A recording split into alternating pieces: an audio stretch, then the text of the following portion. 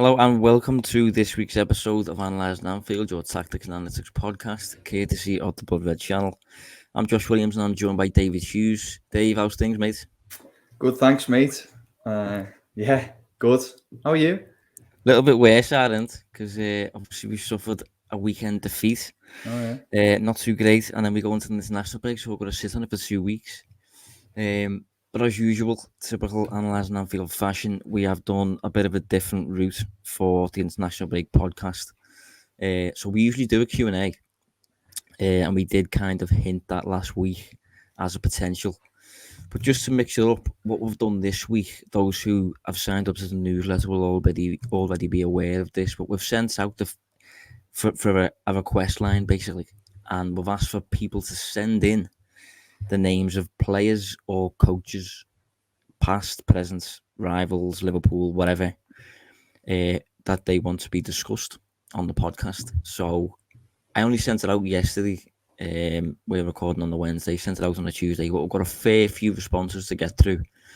So yeah, we're going to see how it goes, see how the podcast goes. We haven't done one like this before, so yeah, hopefully it'll be decent. But before we get started, Dave, we have to touch just quickly, let's just summarise and we'll thoughts on what went wrong against West Ham. Yeah, it was a difficult game as we predicted. West Ham, very good side. I think if people were doubting that before we touched on them last week, they won't be now. They're more than kind of worthy for where they are in the league, which is now, above Liverpool. Bit of a little surprise. Wouldn't expect at that start of the season, but quite a chaotic game. Liverpool not really at the best. I think it's fair to say. Set pieces. It was flagged last week, wasn't it, Josh? And it proved to be a downfall. Even game that I suppose you could have gone either way, but obviously the chances are converted by West Ham, and that proved a difference, I should say. Yeah, I was very, very impressed with West Ham, must be honest. I thought they were very difficult to play against from start to finish. But I think Klopp summed it up pretty well after the game. Despite the emotion attached to the game, I think he was able to analyse the game pretty easily. And he said that, first half we were relatively okay. Obviously, we conceded an early goal direct from a corner, which is crazy. It doesn't really happen usually. But Liverpool played relatively okay. Obviously, we found a net with a Trent free kick, and we've got it 1-1. And I think Klopp said, we had the match where we wanted it to be, really. 1-1, no problem, absolutely fine. But we started forcing it. I think we were a bit too keen to get the second, to get the lead. And I think we lost control, and I think that's a bit of a recurring theme with Liverpool's season so far. And I think just generally looking at Liverpool, although Liverpool's numbers are generally good, and it's the second best in the league at the minute, I think alongside Manchester City, and Liverpool's numbers do suggest that they'll win the large majority of matches. But at the same time, looking at Liverpool's first 11 games as a sample, as a whole type thing, I'm not sure that Liverpool are demonstrating the control to win a title. Don't get me wrong, it's going to be very easy to establish that control if you start playing with, Fabinho and Thiago in the midfield every single week, for example, probably alongside Henderson or Harvey Elliott when he's fit and stuff. But just looking at those 11 games as a sample, I'm not sure Liverpool have offered the control that you need over the course of a 38-game season to win the title at the end. What are your thoughts on that, Dave? Is that going to be too harsh, or? No, not at all. If things were to continue how they are now, and this is a comment based on performance as opposed to looking at the league table, I wouldn't anticipate that Liverpool would win the Premier League, which may seem a little bit drastic, but just based on what we're seeing, crunch some kind of basic numbers through the week, looking at things like equalisers conceded and stuff, and trying to compare it to that 1920 campaign, because obviously that was the title winning one, and although it's difficult to replicate, I know that's the gold standard. We did at times this season, or have done, thought that Liverpool are on that track. Maybe not as good, but certainly showing signs of that team. But that season, Liverpool conceded 6 equalising goals all campaign. They've already conceded 5 this season, and we're not even a quarter of the way through the season.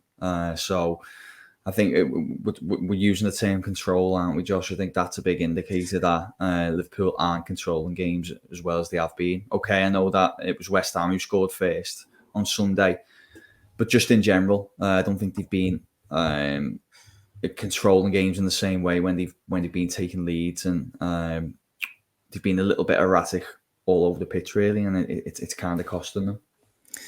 Yeah, just to provide a little bit of context on what I mean there. So far this season, Liverpool have played, I think, 16, 17 games in all competitions. And I think so far we've seen, out of them games, we've already seen, I think, six examples of a bit of a recurring theme that does not indicate title winners, it really. And I think those 6 examples for me are AC Milan. I think Liverpool obviously went 2-0 up, I think, or 1-0 up, really dominating the game. Ended up winning 3-2, don't get me wrong, but conceded 2 out of nowhere to Milan. Brentford, obviously, it finished 3-3. Liverpool had leads in that game, ended up going a bit chaotic. City, 2-2. Again, Liverpool had the lead twice, I think, in that game. Atletico Madrid, away. Liverpool had a 2-0 lead in that game. Brighton, Liverpool had a 2-0 lead in that game. Ended up finishing 2-2. And then more recently, West Ham. So out of Liverpool's 16-17 games so far this season, there's already been 6 matches that suggest, listen, the title's going to be tough. Now, don't get me wrong, I think it's definitely doable. And as I said, this is very, very easy to fix. We could be speaking, it's November 10th today. We could be speaking on Christmas Day with Liverpool top of the league and Liverpool will resolve this. You know, it's very, very easy to fix, especially at Liverpool's level. But just so far, you need to resolve some of the issues that seem to keep reoccurring. And I think a lot of it can be attributed to the lack of control that, in my opinion, stems a little bit from the midfield and just all that sort of stuff. So, yeah, I don't want to be too harsh. I don't want to get carried away or anything like that. But just so far, I think it's fair to look at the season as a whole and think, right, we're going to need a bit better than that, I think.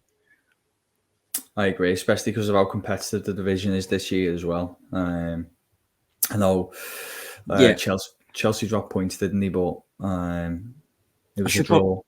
I should probably say that what I'm saying here, this is in reference to the fact that we're facing probably 2 of the best English sides, you know, arguably ever. I mean, it's certainly in City, and Chelsea is still proving it, but they look really, really good.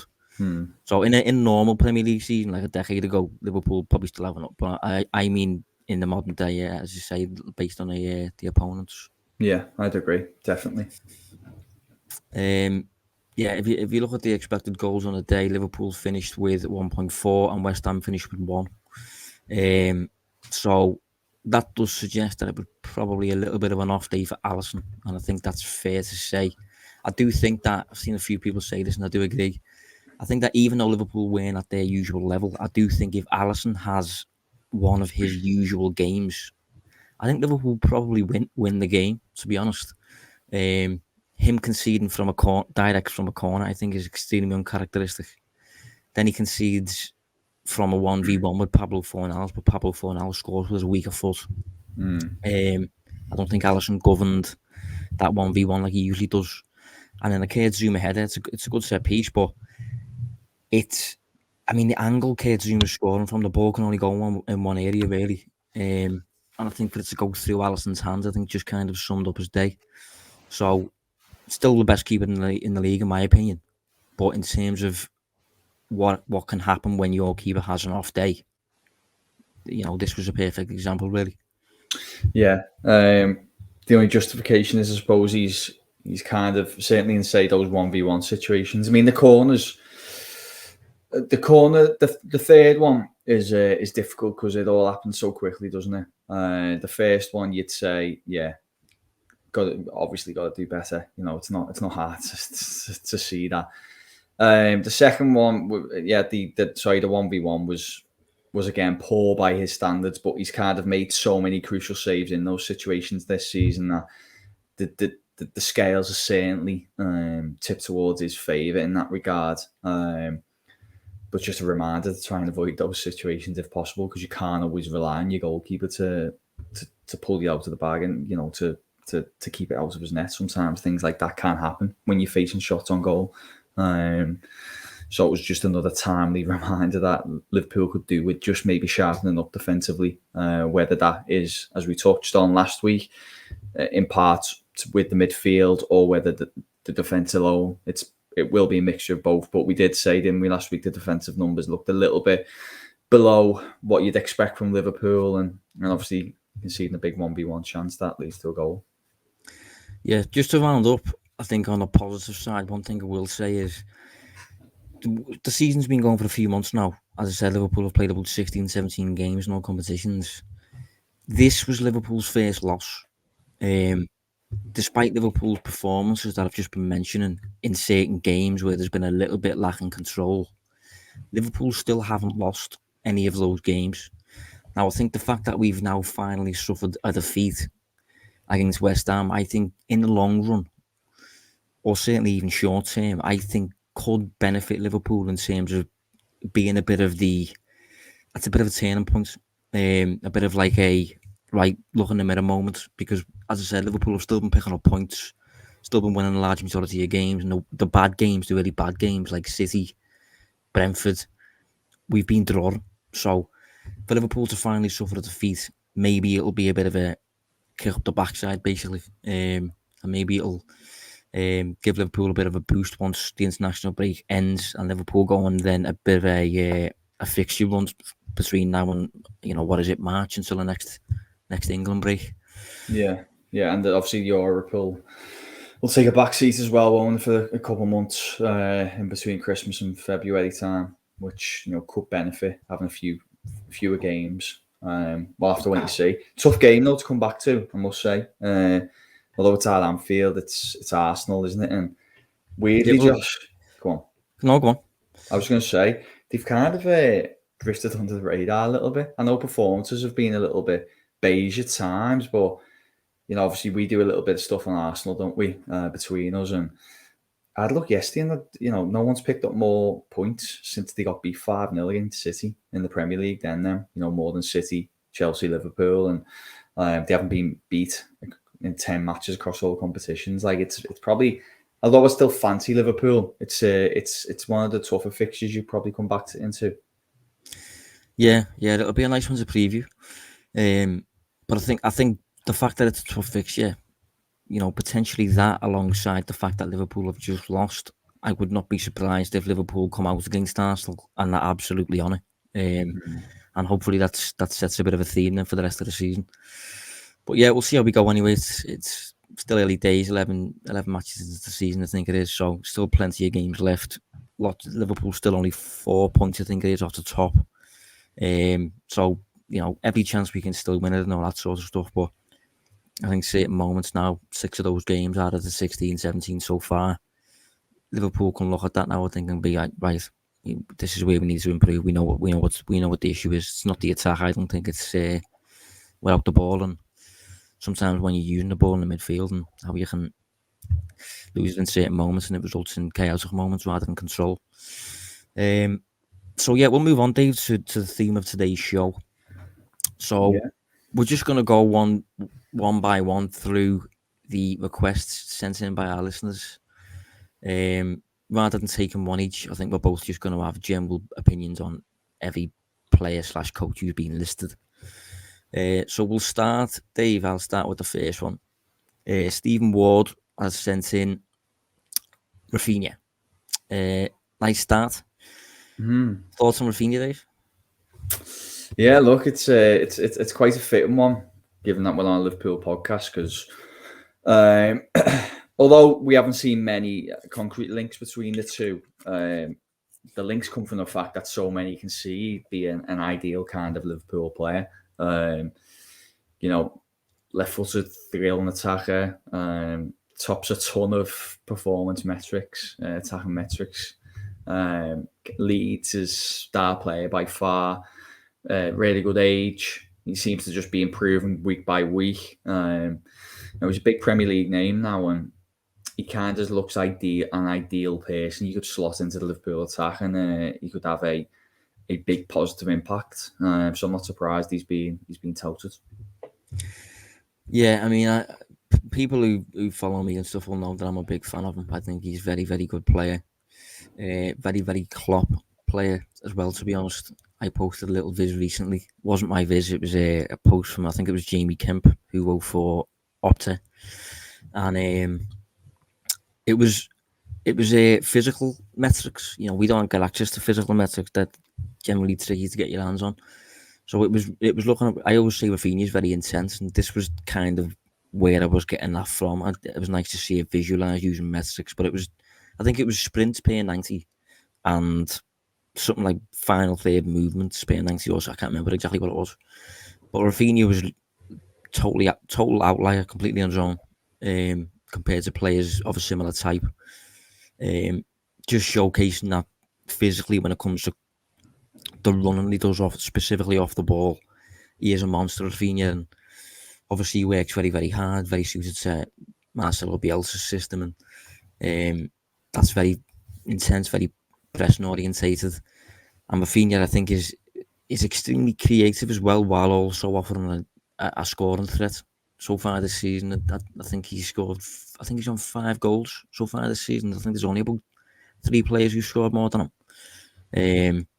But he just looks like a really top player. I think he looks like he's right on the cusp of making, you know, the leap, if you like, you know, that leap that a player makes from good, solid performer with lots of potential to that top bracket. I think he's shown to me that he's on the verge of making that leap. And I tweeted a few weeks ago and got a few dodgy responses because of what I was insinuating, maybe. But I tweeted that if capital letters, Salah was to leave the club at any point, I think Rafinha is a very, very well suited replacement for him. The kind of the next in line, with the intention that Rafinha will hopefully follow a similar path to Salah. Obviously, there's the caveat there that he doesn't score as often as Salah does, but I think it's going to be really, really difficult to find a left-footed player who does. You know. Also, he gets less chances to do so, doesn't he? Compared to at Liverpool, there could be a kind of sizing up of his output if he goes to a team who create more chances like Liverpool do. Yeah, I mean, he got 5 goals so far this season, as I said, in 10 appearances. So a goal every 2 games for Leeds so far this season. That's not bad, that. I know last season he only scored 6, got 9 assists. But I think specifically in the assist department, I think he was let down a lot by his teammates. So I think he's the type of player who, if he was to put in Liverpool, I would be intrigued to see how he performs. But it's one to watch anyway. But I think he could be a player that Liverpool keeping an eye on, to be honest. I'm gonna go next. He's in the Premier League, isn't he? Yeah, exactly. Yeah. Nick McMillan, Yari Littman. I thought you fell over while you were saying that. Then I did stub my toe actually, but I was trying to blend it. But clearly you weren't letting me. Yari Littman. Do you remember them, Josh? Yeah, I do. I had I mean, this is when I was young. But I had a season review DVD of like. I thought you were going to say. Yeah, I had them on my top or something like that.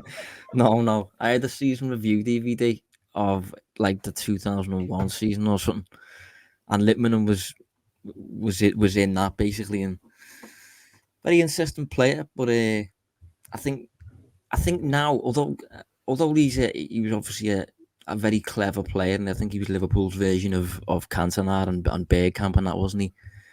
But I must admit, if Liverpool did that deal today, it would be one that I would not look on favourably. I would disapprove of it today simply because of, you know, the age he was bought and stuff like that. Yeah, and I mean the obvious one as well, which seemed to plague not only his Liverpool career and this was wider career really, was the fact he was very injury prone, wasn't he? He had injury issues that just kind of maybe stopped him being there. Because I mean, if I'm being totally honest with you, I don't remember watching a lot of him at that age. No, I was very young, Liverpool player. We all know I wasn't a Liverpool fan, so why would I be? But you did still, obviously, it was on my doorstep. You still taking in consideration you're there with your mates are talking about on the schoolyard and stuff. And really good technical play, but just always seemed to be injured. Never seemed to get run on the side. Yeah, I mean, based on his 2 seasons at Liverpool in the Premier League, in his first season he scored 1, assisted 1, and in his second season he scored 4, assisted 1, and then he moved to Ajax. So that's not the best spell, is it? But I do think he was kind of Liverpool's answer at that time to that player who started to play in the hole of a bank of 4, if you know what I mean. So obviously 4-4-2 was very in fashion at that point, and it started to become a bit of a trend for, of your front 2 players, you have one who is a bit more of a poacher, and you have one who's a bit more of a 10 who drops into the space between the lines of a 4-4-2. Obviously United had Cantona, you had Bergkamp, a few other examples. I think maybe you could throw Gianfranco Zola in there, maybe. But Liverpool went for that type of player at the time, very trendy at the time. Liverpool's play was limited. Not a bad signing in terms of if you're after that type of player, but just a few years too late and things. And he was a Houllier signing, wasn't he? I think so, yeah. I think he was. And when he came, I think the general perception was that he was going to be really good. But I mean, if you watch compilations of him on YouTube and that, you've got a good highlight reel, put it that way. But in terms of signing him at that age, and I mean, I suppose Liverpool, there was a few signings in the Premier League when players who were getting on. I'm not sure how old Cantona was when he went to United, but I think Zola was getting on when he went to Chelsea and stuff like that. So I think Liverpool maybe had hopes for it, but just didn't really go that well. So next request, this was a popular one. This was the most requested. So we had 4 people ask for this one. Again, Stephen Ward, Peter Aronmosa, Irvine Naidu, and Achure Chujo all asked for Yves Bissouma. Dave, do you think that's got anything to do with Liverpool lacking control lately in the midfield department? Potentially. You're looking at we're talking about a midfielder who's highly rated. It's been linked with a lot of top clubs. You can understand why, because he's had quite an impact at Brighton. He's a top-class midfielder, already proven in the Premier League. I mean, how can you describe him? He's energetic, he's robust. He's great at basically stopping sides, attacking through the middle. He's great at covering space. He's a strong tackler, good interceptions, everything like that. But something that I think he does that's a little bit underrated is he's all right on the ball as well. He's quite decent. He's not a headline grabbing in terms of goals and assists, but that's because where he plays on the pitch. But I think he has got an eye for the pass. He can intercept the ball and get it going the other way quickly, which I think sometimes players in those positions maybe don't have that side of the game. That's that added skill. But I think he's got that, and he's a really well-rounded player in that position. And I know Liverpool have been linked. United have been heavily linked. I think he'd be a fantastic signing for them because I think they're missing a profile similar to that. At least Liverpool have I know he's injured, but at least Liverpool have a player like Fabinho. But United don't. It'd be a good move for them. But in an ideal world, from a Liverpool perspective, it'd be great if they got in there first. Yeah, still 25 years old. As you said, really good numbers, particularly on the defensive side of the game. And I think just on the ball, he's just really difficult to dispossess. I think he's quite reliable and quite press resistant, confidence on the dribble and things like that. A few people asked for comparable players to him. Now, statistically comparable players, according to FB Rep's similar players model that we flag every now and then, I'm not sure I entirely agree with some, to be honest. So top is a fella called Wallace for Udinese. I'm not aware of him. Second is Mario Lemina, who used to be at Southampton. I can see a little bit there. Luka Milivojevic is in there. I'm not too sure about that one. Harrison Reed, yeah. I mean, no. Yeah, he hasn't got the same kind of physical profile, has he, Reed? No. I think he's a bit like Naby Keita in many ways. And I think maybe Zambo Anguissa, who played for Fulham I think he's a bit like him, just in terms of offering that. He puts a foot in without the ball, regains possession fairly frequently and things. And when he's on the ball, he's just quite confident, difficult to dispossess, as all those sorts of things. I think there's generally a few of them midfielders around. But yeah, he's been touted for moves to Arsenal and things like that. And I think if he's going to move, it's going to be soon, isn't it? Because he's 25 years old now and it's been touted for a while. But I'm not sure how long his contract runs for. I'm almost certain he'll move in the summer. Yeah, his contract runs until 2023. So this summer he'll have a year left on it. So if he's going to get sold, it's going to be this summer, isn't it? Yeah, I wonder what he'd go for with a year left on his contract, because in the summer there was like 40 plus mil, 50 mil being talked about. I do wonder whether you get a bit of not a bargain, but if you maybe get something a little bit cheaper. Yeah, just thinking of that, I think I would suspect in the region of 20 to 40, somewhere in between that, I would guess. I don't think you can expect more than 40 for a player who's got 1 year left. I suppose it gets a little bit more messy in that, we've just listed out 3 or 4 clubs who'd be interested in him. So, that could be a potential bidding war, couldn't it? Which bumps it up. Yeah, exactly. One other thing with him that's worth flagging, he is generally available fairly often. Last season, he started 35 of the 38 league matches, featured in 36 of them. So yeah, he's generally a decent player, and I wouldn't be surprised if he ended up at a top 6 club sometime soon. So yeah, who's next, Dave? Yeah, Mike Wilson next. This is a good one. Yeah, it's an age-old debate. Gerrard versus Lampard. That's it. That's all he says. Which has been discussed many a time. I mean, I'll just fly right in, Josh, and then I'll open the floor because I'm keen to see what you'd actually say. Because maybe we had this conversation in the office, I can't remember, but it's funny when I look at them. It feels like they're always compared because of they came through at the same time, both midfielders playing for big clubs, loads of battles between them over the years. But I always feel like if I could try and summarize it really quickly, I've just gone completely off. What comes to my mind. I feel like Gerrard was just always more aggressive. A more aggressive player, more robust, bit between his teeth. A stronger tackler, really intense as a player. Like when you just think of when you say the names in your head and you think of both players. What I see in Gerrard is flying into tackles, picking the ball up, running from deep, driving at defensive, hitting shots from distance. All these kind of things that we got used to seeing from him week by week. Whereas with Lampard, although he could put a tackle in, he could carry the ball, of course, he could.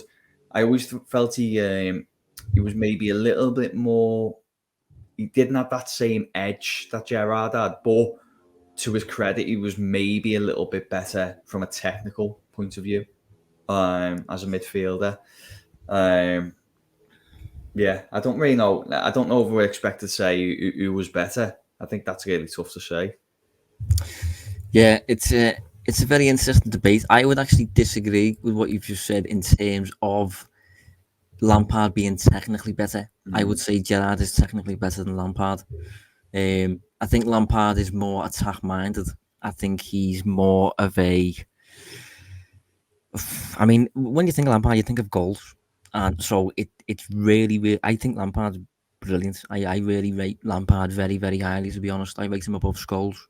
And I think if you had Lampard in your team in those years, he had a massive difference on your ability to win games just because of the goal difference impact he had on his own. A midfielder who was always available and scored that frequently. Such an offensive threat and really good off the ball. So did Gerrard, though, didn't he? Especially in those late noughties. Yeah, but I view Gerrard as just complete, just a total all-rounder. You put Gerrard at right back, he shines. You put him at centre half, he does a job. You put him as a number 10, he thrives. You put him as a left mid, he'll do a job. He can play anywhere. I think there's but it was a bit of criticism early in his career when he was a little bit tactically naive, and I think he was so industrious and had such kind of desire and passion on the pitch that he just kind of chased the ball almost. And I think when Rafa came in, I think Rafa showed him when and when not to do certain things. I think Rafa improved him a lot tactically, but just generally as an individual player, I think Gerrard. I would have Gerrard over Lampard personally, and I don't think I'm biased in saying I don't think that's coming from me just being a Liverpool fan. I just think Gerrard is a lot more of a complete player, more skills to use in the team, and I think Gerrard's capable of contributing equally well to a team that's really good as well as a team that's just bang average. Whereas I think if you put, for example, Lampard in some of them Liverpool teams, and even Scholes in some of them Liverpool teams, I don't think they have anywhere near the difference that Gerrard did. I think Gerrard won games on his own. Gerrard was was different level at times. I think he was described by Lampard actually as a force, and I think that's a good way of describing what Gerrard was like on the pitch. He was just a force on his own. Yeah, and that ties into the thing I was trying to say, where I felt like he had that more aggressive edge to his game. He had that more. He was more ferocious and things. I don't know. I can't shake. I think you make a fair point, but I just can't shake that. I thought Lampard just felt like he was a little bit more pleasing on the eye, I guess. I don't know. Technician wise, and I know Gerrard could do unbelievable things. So back at. I was going to say just on that then. So would you rank Lampard above Gerrard when it comes to passing? No, I wouldn't. I'm trying to think what I would rank. To try and elaborate more. I don't know. I just feel like. Are you thinking like first touch, close control? Yeah, maybe more close things where it's just a little bit slower. I guess where for me, and maybe it was just the way Gerrard was. It was also quick, direct, and Lampard just looked a little bit more. I don't know, slower, a bit of an elegance to his game, but I don't know if that's necessarily criticism to Gerrard. I think it was just he played different. Although both midfielders, they played differently, and even for the clubs, they played different roles. You said Chelsea there; they were, let's be honest, they were probably a better side than Liverpool most of that period. Better footballing team. Liverpool maybe a little bit more direct. I don't know. I'm just going off how I see both players playing the ball as I'm talking now, and just whenever I think of Gerrard, I just think aggressive, direct. Making things happen. I just feel like Lampard's just a little bit more composed, maybe a little bit more pleasing on the eye, which is the point to talk about technical wise. But I'm just a little bit conscious now that it looks like I'm doing Gerrard a disservice when I know he's a player who play like 40-yard balls onto your toe. No, I know more about what you mean now. To be honest, I do know what you mean. I think when you watch Gerrard, as you said, it is very direct. It's very forceful. That type of thing. Whereas I know what you mean when it comes to Lampard, he didn't have maybe as much of a physical and aggressive skill set as Gerrard. So I think his game was a lot more maybe controlled, elegant. That's I know what you mean, but I think technical in terms of what I would consider technique to be, I would probably rank Gerrard above Lampard. I think the latter summary that we were just saying then is probably a more accurate one of the points I'm trying to make. Because I don't want to give the perception. I don't think Gerrard was a good technical player. He was unbelievable. It was just the differences in how they play. I wonder, there's a question for you, right? Do you think the peak Mourinho team, right? This is around the time Mourinho was trying for Gerrard.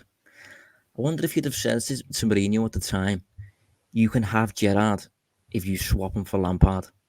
I wonder if he'd have jumped on that, because obviously Lampard was massive for Mourinho, but Mourinho was also a massive fan of Gerrard, really wanted Gerrard at Chelsea. And Gerrard maybe wouldn't score as many as Lampard, but he would offer, I think, more off the ball, more defensively and things. What do you think on that Are one? you asking what I'd do or what we think he would have done? Well, I suppose Both. I think you don't have to answer that one, but I suppose the question that's been sent in by the listener is Gerrard versus Lampard. So I suppose we should conclude the debate a little bit with, I suppose, who you pick. You know, if you're a coach and you're about to construct a squad and you have to start with either Gerrard or Lampard, who are you picking? Well, Gerrard for me, obviously, I think he's for the reasons that we just stated. But specifically, just before we move on, I do think about that Chelsea side, and I try and think about what they were like. They were quite a controlling team, weren't they? The league they won the league that year. Was it 04? Conceding something like 15 goals all season, which is pretty insane when you think about it now. I think it's the lowest ever in the Premier League era. It is crazy, isn't it? Yeah. So you do kind of think, going back to everything we've just said, who do you have in that side? Would Gerrard, although fantastic, would he disrupt it a little bit, or even worse, would being in that side disrupt his game compared to what he was able to do at Liverpool? Yeah, no, it's a good question. It's an interesting one. I'm just getting up Mourinho Chelsea now, just to see who he actually had in the centre of midfield at times. Go on, I want to have a look at this as well. Yeah, so mind you, we had Essien. I mean, looking at that, he had a midfield trio there of Magalhaes, Lampard, and Essien. Usually, I would suspect that Gerrard would play the Essien role, but then Essien was massive for them at the time. So maybe he did have the balance, and maybe Lampard was better suited to that team at the time. But it's an interesting one. But just as a side note for this, little bit of a segue, Gerrard's obviously getting linked with Aston Villa in a managerial capacity. Thoughts? I think he'll be up for that job. Actually, I think he's obviously a. Well, do you think he should be up for that job? Probably, yeah. I don't know if you're on the other side of the fence and maybe bring a bit of balance to this, but I think it's going into the Premier League. Okay, he's got to face that daunting thing of coming up against Liverpool, something I imagine he definitely wouldn't enjoy. But if you kind of look at maybe Rodgers as an example, he goes to Celtic, he wins a lot there, he becomes a very successful manager, learns a lot, I imagine, and then he goes down to Leicester. And if you think of that career trajectory, it's kind of similar, isn't it? Celtic to Leicester, Rangers to Villa. I don't think it'd be an easy job, but I think it wouldn't be a bad job to maybe get some experience in the Premier League before inevitably coming at Liverpool someday in the future. Yeah, I actually think it's a good job for them. I think. Oh, do you? I wasn't sure if you were going to be on the other side. To be honest, looking at it, really, I don't think he can really ask for better. To be honest, he's got a Scottish title under his belt now. Been there a few years and things. And I think if he's going to have any sort of shot at Liverpool in 2024, if he wants that shot, he's going to need a job in the big 5 leagues, in my opinion. Now, we can't speak any other language as far as I'm aware, apart from English. So it's probably going to be in the Premier League. And then if you look at the Premier League, he's not going to take any of the jobs in the top 6. And you don't really want a job for the bottom 10. So he kind of wants a club in the region of like Leicester, Everton. Obviously, Everton's no-goer. Newcastle, possibly. But, I'm not really too keen on that one, to be honest, personally. But I think Villa have always been relatively admired by Liverpool's fan base, I think, anyway. I mean, I've never had any sort of issue with them. I've always liked them as a club. And I think Villa are too good to get, squad-wise, to get sucked into any relegation battle. So I don't think he'd have any issues regarding relegation. So I think you could argue that like the worst finish Gerrard could have, really, in my opinion, is probably like 13th, 14th or something like that. Whereas if he does a decent job, he can be pushing like 6th. And if he's pushing 6th, in the eyes of many, he's done a great job, I think. Yeah. So I think generally their squad building over the years has been, I think it can improve, but it's been decent. You look at Ollie Watkins, Leon Bailey, they've just got in, Emi Buendia, Matty Cash, Emi Martinez, SD Conce, John McGinn. They've got a decent core there that he can work with. I think it's a little bit messy at the minute. I think Smith lost his way a little bit, and he's had a few injuries and things. But I think there's a general make-up there for Gerrard to come in and do quite well. Obviously, we've talked about his numbers in Scotland a lot. They're not going to be like the numbers in Scotland because he's taking charge of Aston Villa. But what gives me a lot of hope that he'll do well is that whenever his Rangers team have had to face comparable level opposition in Europe, they've generally fared quite well and they've been really difficult to beat. So I think he might do quite well at Villa, and I'm really intrigued to follow him. I think we'll speak about him quite often if he does make that move, because I'll be watching him on Match of the Day every week and things like that and getting the numbers for him. So hopefully it's a move he makes. I think he will. Yeah, hopefully he does, yeah.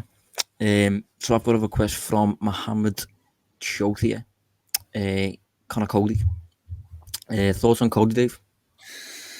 Yeah, strong, solid defender in terms of kind of in that Wolves setup. I mean, it's a little bit different now, but we talk about traditionally what Wolves have been since they come to the Premier League.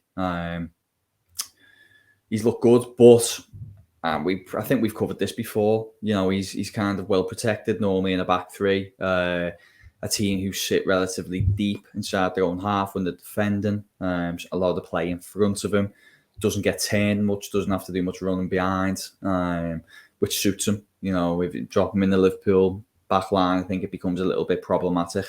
Having to defend high up the pitch, having to deal more with balls in behind, loads of space to defend. I think it become a little bit more of a problem for him there. But yeah, I think he's at a really good club. He'd be wise to maybe just stay there, and continue being a good player at that level at that club. Yeah, I would agree, and I think that's the big problem with Cody, in my opinion. In my opinion, Premier League level, he has to play in a back three. I don't think he can get on the pitch otherwise. And I think there's no coincidence that Bruno Lage just came in and he's changed the playing style a lot, I think.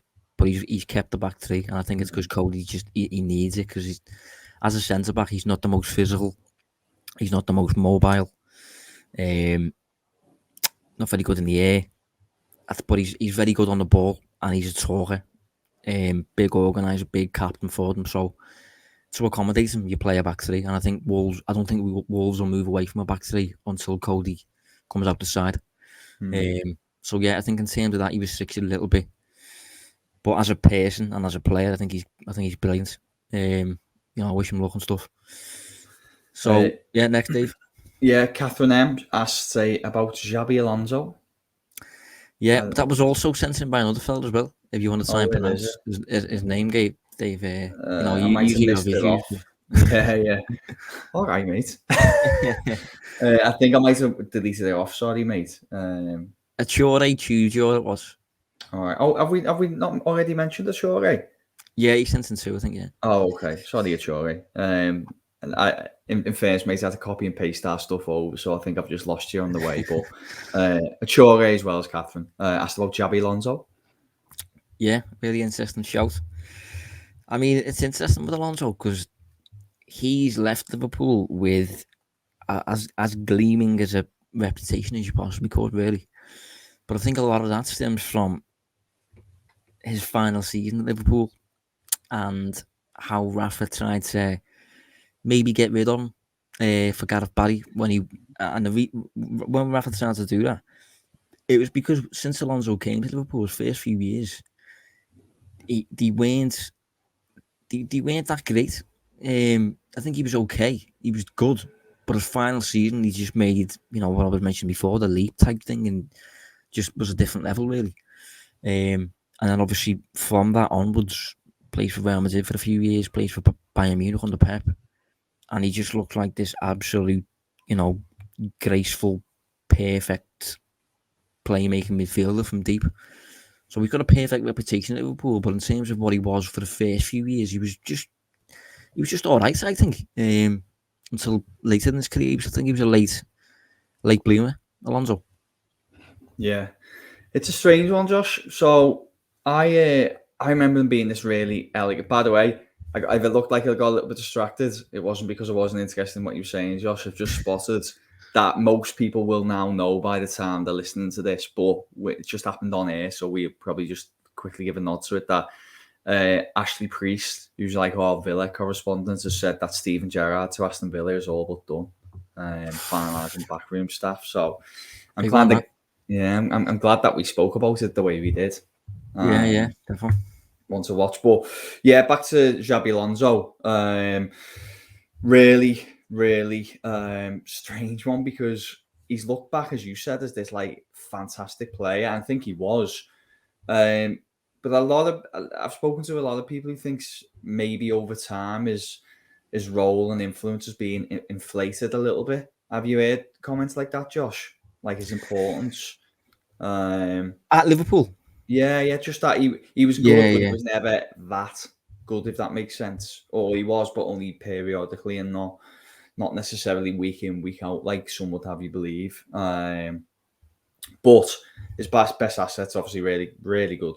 But yeah, anyway, he's become somewhat of a Liverpool cult hero a little bit, and wouldn't surprise me maybe if one day we see him involved in the backroom staff at Liverpool. Obviously, I don't know whether it'd be manager. It could be, but it looks like someone like Gerrard would maybe take that role next after Klopp. But he's on his own kind of coaching career, isn't he? So maybe one day, either in the Liverpool dugout or perhaps with an opponent in Europe or something, we might see him back at Anfield.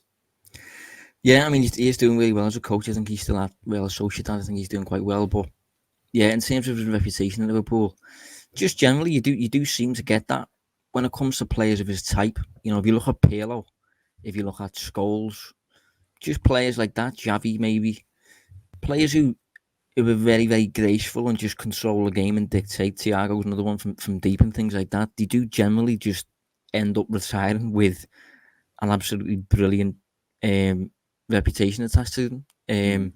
And their early careers tend to be forgotten. Not that they generally have bad early careers, but Xabi Alonso in particular was definitely like bloomer, and I think Liverpool saw the best of him at the end of his time at Liverpool, sadly. So yeah, we'll move on to Christopher Nkunku. We'll go to. So he's been requested by Rumi Maya. Nkunku's on form this season, Dave. Yeah, he's another player who tends to be, if you're looking at the underlying numbers for players across Europe, he tends to be right up there. Really good dribbler. Really underrated in terms of set pieces and things. It's a big contributor in terms of just output. In the penalty area, in the attacking third. Really kind of player who's pleasing on the eye. And Josh, is he still? Let me see if we can bring it. He's still only 22, 23, isn't he? He's 23, yeah. 23, so still really. Mind you, he's 23, but 361 days, so he's going to be 24 very soon. Oh, okay. I mean, 24 is still good, isn't it? Still a really good age, and exciting player. Obviously doing really well over with Leipzig, and he done quite well to kind of come back, because obviously he was it PSG, come through PSG, or I'm pretty sure, and it didn't quite work out, but they've obviously swept in, and he's doing very well over there. Yeah, he looks like he's doing another one going down the route of making the leap type thing. But his numbers across the board are very, very good. Incredibly creative player. As you say, he's at RB Leipzig, a club that Liverpool tend to like to buy from. One issue I would attach with his profile is he doesn't score very often. So this season he scored 5, which is good, and it's definitely going to be his best scoring season so far. So we'll see how many he ends up with. But last season he scored 6. Season before he scored 5. Generally posts more assists than goals. But yeah, looks like a really good player, and I think he will be on Liverpool's radar. I think Liverpool will be keeping track of him.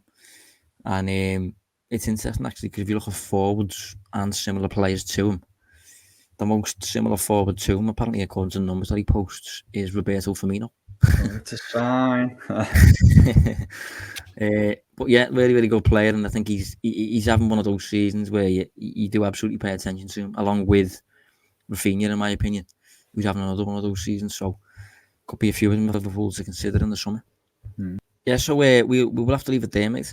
It's it's an episode that we'll have to continue next week. We've still got loads of requests to get through, as usual, when it comes to this sort of thing. So next week when we return, we will speak about Arsenal, preview Arsenal, but we'll obviously get through the requests that we didn't get to this week. So anyone who wants to send in their request between now and next week, have a chance using the link that I provided on the newsletter. So yeah, we'll have to reconvene next week, Dave. But thanks for joining us, mate. Yeah, no, I'll be honest, I enjoyed it, and there's still quite a good few ones to get through, so it's going to make a good second episode. So yeah, looking forward to it, mate. Yeah, so thanks for tuning in, and we will see you next week.